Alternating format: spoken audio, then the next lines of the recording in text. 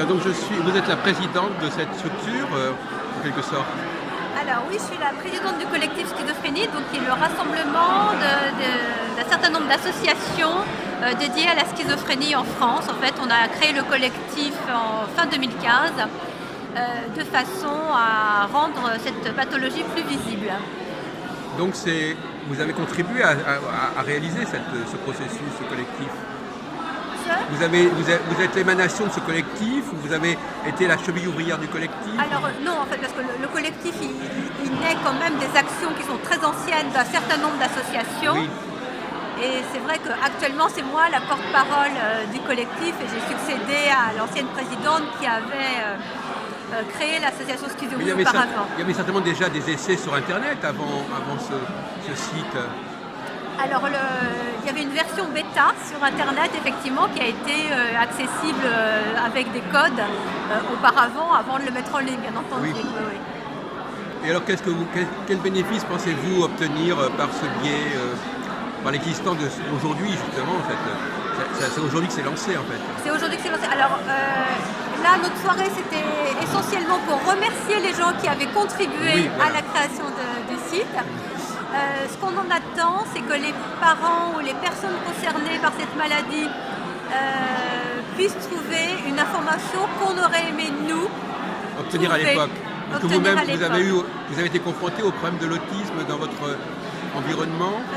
De la schizophrénie. Oui, oui. enfin, excusez-moi, c'était un lapsus, parce que je connais aussi les milieux autistes. Alors c'est tout à fait, c'est différent, il y a quelques points communs avec l'autisme, mais c'est pas du tout pareil, parce que les jeunes qui sont schizophrènes, qui développent une schizophrénie, étaient tout à fait bien jusqu'à ce qu'ils tombent malades, c'est-à-dire que c'était des jeunes, mon fils, il était bon élève, il avait des copains, tout allait bien jusqu'à ce qu'il tombe malade. Donc en fait, c'est pas la même chose que l'autisme. De quelle maladie s'agit-il? Quand on dit tomber malade, quels sont les symptômes de cette maladie? Alors les symptômes... Les premiers symptômes, disons. Alors justement, c'est pour ça qu'on a aussi fait ce portail, parce que les premiers symptômes sont à la fois très clairs quand on regarde dans le rétroviseur et pas du tout évidents à identifier quand on les vit en direct. C'est-à-dire que c'est plein de petits symptômes qui traduisent... Il y a un psychiatre qui a utilisé l'expression de perte de l'élan vital. Et c'est ça en fait que beaucoup ressentent, et que tout à coup le jeune perd sa motivation, son lien avec le monde, avec les gens. C'est très très progressif, c'est très subtil, c'est très difficile à définir. Et puis l'éclatement de la maladie, généralement, c'est par une crise qu'on appelle de décompensation, c'est-à-dire des idées délirantes, des hallucinations, où là, la personne est vraiment très très mal. Mais c'était déjà en gestation avant, probablement. C'était en gestation, on estime que c'est en gestation 5 à 10 ans auparavant. Et donc on pourrait éventuellement l'anticiper et éviter son développement. Alors tout à fait, c'est-à-dire que bien entendu on pourrait l'anticiper, et un certain nombre de professeurs qu'on interroge sur le site expliquent identifier ces signes précoces avant que la maladie se déclare permettrait de ne pas développer la maladie, c'est-à-dire d'éviter ce qu'on appelle la transition psychotique. Donc c'est extrêmement important de prévenir et d'intervenir dès les premiers signes, parce que même si la maladie se déclare, elle n'aura pas du tout les mêmes conséquences si elle est prise précocement que si elle est prise avec des années où elle s'est installée, où le handicap et les troubles se sont vraiment installés. C'est beaucoup plus difficile de récupérer. Après, c'est irréversible? Non, c'est pas irréversible, parce que il y a spontanément une évolution favorable, ça on l'ignore. Il y a eu un rapport de l'OMS sur ce sujet que personne ne connaît, mais qui montre que sur le long terme, les personnes qui ont eu un diagnostic de schizophrénie ont en moyenne une évolution favorable. Donc en fait, c'est pas du tout une maladie qui va vers une détérioration irrémédiable, contrairement à ce qu'on croit. Et ça, il faut le faire savoir. Et aujourd'hui, on a aussi un certain nombre d'outils thérapeutiques qui permettent de récupérer des fonctions qui étaient altérées par la maladie. On récupère. Alors, le mot schizophrène laisse entendre qu'il y a une sorte de schisme, de clivage, de dédoublement de la personnalité. Oui. Enfin, étymologiquement, ça ne correspond peut-être pas à la réalité Alors ça ne de la correspond clinique. absolument pas à la réalité clinique, c'est-à-dire qu'en fait, c'est absolument pas un dédoublement de personnalité. Non. Donc, quand En on parle de fait- schizoïdie ou de schizophrénie, Alors la schizophrénie, le terme avait été créé pour effectivement, ça veut dire esprit divisé, mais en fait c'est esprit plutôt coupé, et en fait c'est plutôt que la personne se coupe du contact de la réalité des oui, autres. c'est pas Et un ce n'est- coup c'est pas quelque chose qui va interne, c'est plutôt elle et la société Voilà. extérieure. Ah oui. Et la Ah oui, relation voilà, extérieure. c'est important ça. Et il y a un autre trouble psychiatrique qui s'appelle le trouble de double personnalité Oui, ou de ou bipolaire. dissociatif, Non, c'est pas ça, dissociatif excusez-moi. de personnalité, Oui. qui est un autre trouble. Ça n'a rien à voir avec la schizophrénie. D'accord. Dans la schizophrénie, les personnes n'ont qu'une seule personnalité. Il n'y a absolument pas de double D'accord. personnalité. Et est-ce que c'est un handicap lourd au niveau professionnel, par exemple? Ce sont quand l'enfant est si la schizophrénie se produit tardivement, il y a déjà eu une acquisition de connaissances. Alors justement, le problème, c'est qu'elle se produit quand même, statistiquement, c'est quand même une maladie qui touche les jeunes entre 15 et 25 ans. Donc c'est au moment où justement ils sont en train d'acquérir, de faire leurs études, et ils sont interrompus généralement dans leurs études, et particulièrement dans le système français, quand on n'a pas eu la formation, etc., c'est particulièrement difficile de retrouver une possibilité de travailler, a fortiori avec un handicap quand on a... Donc il vaut mieux que ça arrive le plus tard possible, si on peut Il dire. faut mieux que ça, malheureusement, voilà, on ne peut pas vraiment... Il faut mieux la prendre en charge le plus tôt possible. Et comme vous dites, effectivement, si on arrive à prendre en charge le plus tôt possible, ça évitera que le processus... L'interruption d'études. Voilà. L'interruption d'études, Par exemple. voilà, exactement. Oui. Enfin, en tout cas, une interruption longue des études, mais en tout cas, ça n'a pas du tout les mêmes conséquences. Mais vous-même, vous n'êtes pas psychiatre, vous n'êtes pas dans ce Non, domaine-là. moi je suis... Mais vous connaissez quand même le sujet. Écoutez, oui, parce que malheureusement, Non, mais je veux dire, quand on est confronté... Oui. Et on a interviewé énormément de professionnels et de personnes qui vivent avec la maladie, qui sont confrontés à la maladie. Donc on finit par avoir une expertise, si vous voulez, de proches et de personnes qui sont au contact d'une multitude de personnes. Et alors, donc atteintes. finalement, comme on disait, il y a une constellation de pathologies qui ne sont pas de l'ordre de schizophrénie, mais qui relèvent quand même de certains handicaps qui pourraient être traités à peu près, parce qu'il y a le problème dans l'encadrement. Donc, est-ce qu'on peut faire le même encadrement pour les schizophrènes, les autistes Non, c'est quand même disons que les troubles sont quand même différents et les conséquences fonctionnelles sur les personnes sont aussi différentes. Donc en fait, c'est quand même, il faut une prise en charge spécifique, et je dirais même d'une personne à l'autre, les retentissements fonctionnels ne sont pas les mêmes, donc du coup, il faut une prise en charge spécifique à la personne. Il faut faire des bilans de façon justement à adapter les outils de prise en charge à la situation de la personne. Alors, si je résume bien votre pensée, rappelez-moi votre nom, s'il vous plaît. Fabienne Blin. Voilà. Si je reprends votre pensée, le schizophrène devient de moins en moins récepteur, c'est ça? Il capte de moins en moins bien ce qui se passe autour de lui. Il va être plutôt dans l'émission que dans la réception. Non, c'est pas ça. C'est qu'il y a un décalage qui est aux deux niveaux. Il exprime aussi moins de choses en général. Oui. Il a du mal à exprimer ses émotions. Ah, aussi. Et c'est pas nécessairement un manque de ressenti, c'est plus un manque de capacité d'expression Oui. et de gestion de ses propres émotions. Donc on communique de moins en moins bien avec lui, en fait, Voilà, c'est ça. oui, tout à fait. Et il y a des moyens, il peut s'exprimer par le dessin, par la Non, mais musique. en général, il parle. Oui. Il peut y avoir des troubles de l'élocution, etc., dans des formes, mais en général, non.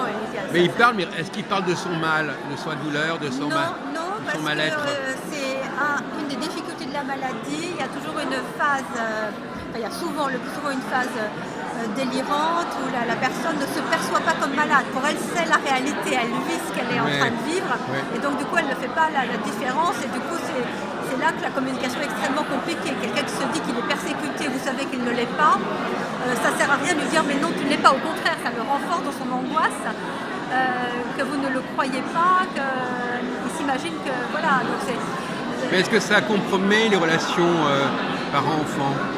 Bien sûr. Ça enfin, je vous pose la question comme ça, mais je veux dire, est-ce que ça ne les compromet pas totalement? Ça les compromet tant que la personne n'est pas prise en charge. Mais à ce moment-là, non, mais à un moment donné, elle ne reconnaît plus ses parents. Enfin, elle reconnaît ses parents, mais elle pense que ses parents fait partie des gens qui la persécutent, en fait, souvent. Ah oui, d'accord. Il y a souvent un délire de persécution. Donc c'est un terme qui est important, le sentiment de persécution, c'est un élément caractéristique de la schizophrénie. Alors, pas systématiquement, mais ça peut... la paranoïa fait partie effectivement des symptômes courants dans les délires. Ouais. Il n'y a pas parce que bon, parfois, moi je parle je ne suis pas très calé, mais parfois on a tendance à opposer paranoïa et schizophrénie, non? Alors après, il faudrait voir vraiment avec des psychiatres pour avoir vraiment les définitions très précises, mais si vous voulez, les sentiments paranoïaques sont fréquents dans la schizophrénie. Oui, c'est ça. Voilà. Parce que parfois on dit paranoïa, c'est celui contraire qui s'implique beaucoup sur les gens autour de lui, oui, et schizophrénie, celui qui se retire. Donc, non, il y a une fausse représentation. Oui, c'est une fausse représentation. On peut être à la fois schizophrène et paranoïaque. Avec des idées paranoïaques, tout à fait. Mais alors, comment expliquez-vous, Madame Blin,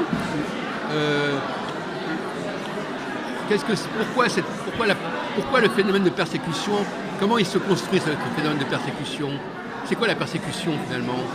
Alors la persécution, c'est le sentiment, en fait ça peut être, ça faudrait plutôt en parler avec les perçoit les autres comme hostiles, comme en fait, souvent, menaçants. Les hallucinations font que, c'est souvent des personnes extrêmement sensibles, etc., et qui perçoivent et qui interprètent qui interprètent mal parce qu'il y a un défaut cognitif qui fait qu'ils ont l'impression d'être regardés alors qu'ils ne le sont pas, ils ont l'impression qu'il y a une expression menaçante alors qu'elle n'existe pas, et du coup ça crée chez eux, ces déficits cognitifs ou ces défauts d'interprétation créent chez eux un sentiment d'être persécuté.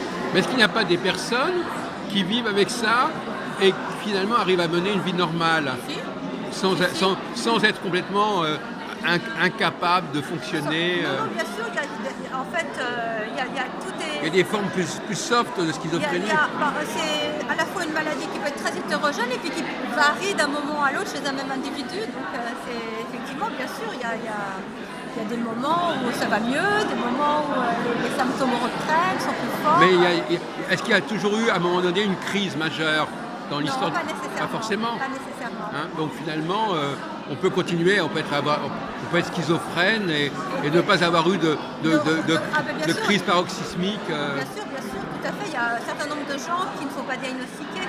Oui. Bien sûr. Donc comment peut-on savoir si on est schizophrène ou pas? Non, mais c'est des gens qui sortent pas de chez eux, qui ont quand même un comportement qui ne sont pas dans la vie sociale. Parce que est-ce que nous ne sommes pas quelque part tous plus ou moins schizophrènes?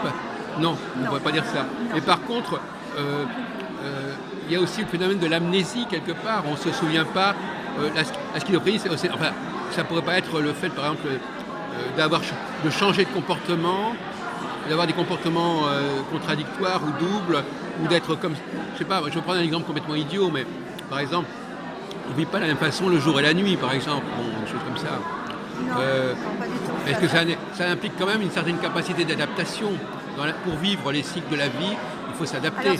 Peut-être qu'il y a un problème d'adaptation qui existe, je ne sais pas. Non, les personnes souvent sont insomniaques parce qu'elles sont angoissées, donc elles ne dorment pas la nuit.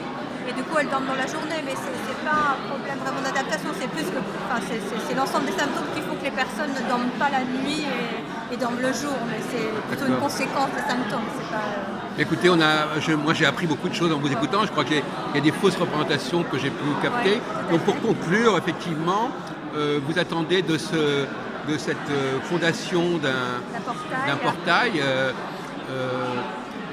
Donc on peut dire que c'est un apport technologique quelque part à la schizophrénie. Alors c'est plutôt un apport d'information. On apporte des contenus d'information qui n'étaient pas visibles parce qu'il y a des témoignages de personnes dans le privé, il y a des professionnels qui parlent dans des colloques, et là on rend accessible l'ensemble de ces contenus, ces informations à tous. Et donc c'est quand même préventif quelque part. Oui, c'est à la fois préventif et aussi un accompagnement pour les personnes qui sont malades, leur donner de l'espoir. Mais alors au niveau de la est-ce qu'il faut les mettre en institution, ces personnes-là? Pas du tout, au contraire. Non, il n'y a pas de structure d'accueil comme il y en a pour les autistes par exemple. Non, en fait, les recommandations internationales, c'est que les personnes doivent être prises en charge à leur domicile. Il n'y a aucune raison de les mettre en institution. C'est au contraire délétère pour elles. Oui, mais pour les autistes aussi, on dit souvent que les parents doivent prendre en charge leurs enfants à domicile. Et vous? Oui, mais c'est pas la même chose, parce qu'en l'occurrence, là, c'est pas les parents qui doivent prendre en charge, c'est des adultes. Les personnes, c'est pas des enfants, donc on n'est pas... mais les autistes, ils deviennent adultes à un moment donné. Oui, mais le handicap, quand il existe depuis l'enfance. Là, on n'est pas dans le même cas de figure, on est plus dans le cas de figure de personnes qui ont des difficultés, comme quelqu'un qui a eu un accident et qui du coup peut avoir des difficultés, ou quelqu'un qui a une maladie chronique, un diabète ou quelque chose, qui va avoir des difficultés, il doit être accompagné, mais c'est des gens qui ont pleinement leur place chez eux, dans la vie professionnelle et dans la vie sociale. Merci beaucoup. Merci à vous.